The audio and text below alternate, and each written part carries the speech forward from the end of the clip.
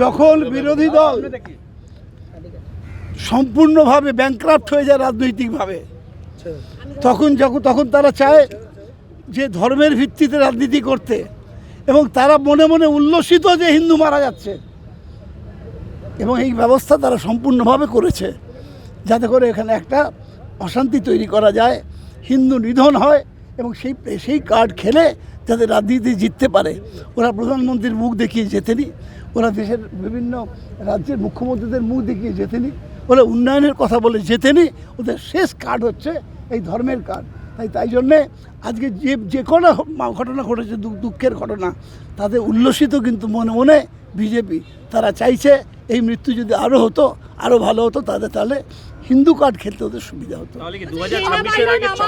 2026-এর আগে চক্রান্ত।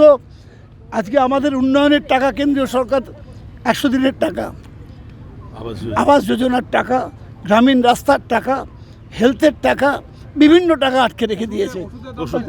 ওষুধের দাম বৃদ্ধি হয়েছে অসম্ভব। আমরা সাধারণ মানুষ খুব অসহায়।